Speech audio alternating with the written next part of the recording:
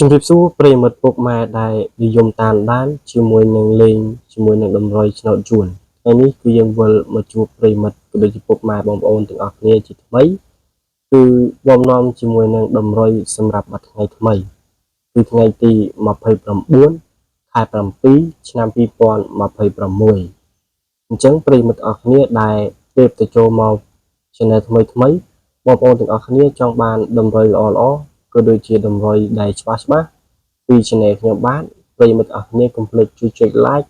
ក៏ដូចជា subscribe ដើម្បីទទួលបាននៅរាល់វីដេអូក៏ដូចជារាល់តម្រុយល្អមុនគេបង្អស់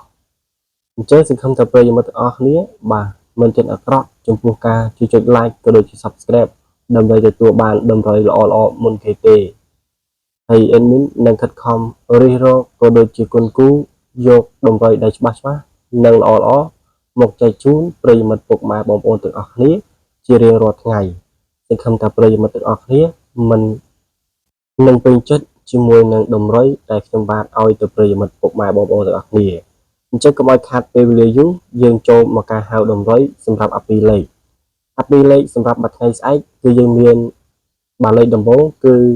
82គឺ82ប្រិយមិត្តបាទគឺ82និងមួយលេខទៀតគឺមាន91និងមួយលេខទៀតគឺមាន25ទេសម្រាប់ពីរលេខគឺយើងមានតែប៉ុណ្្នឹងទេហើយសម្រាប់3លេខដល់គឺយើងមាន921គឺ921និង744និង179អញ្ចឹងសង្ឃឹមថាប្រិយមិត្តទាំងអស់គ្នា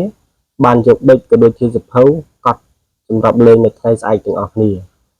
អញ្ចឹងយើងបន្តមកមើលជាមួយនឹងលេខអូសជុំវិញសម្រាប់លេខអូសនៅថ្ងៃស្អែកបើគឺយើងមានបអូសខ្ទង់30និងអូសខ្ទង់70អញ្ចឹងសម្រាប់តម្រុយថ្ងៃទី29ខែ7សង្ឃឹមថាប្រិយមិត្តទាំងអស់គ្នាបានយកប៊ិចក៏ដូចជាសភៅកត់ទុករួចហើយសម្រាប់លេងនៅថ្ងៃស្អែកអញ្ចឹងសម្រាប់វីដេអូ admin នៅថ្ងៃនេះគឺមានតែប៉ុណ្្នឹងទេហើយបងប្អូនដែលចង់បានតម្រុយល្អក៏ដូចជាច្បាស់ប្រិយមិត្តអស់គ្នាកុំភ្លេចជួយចុច like ក៏ដូចជា subscribe ដើម្បីទទួលបានតម្រុយជារៀងរាល់ថ្ងៃសូមអរគុណសូមគោរពលា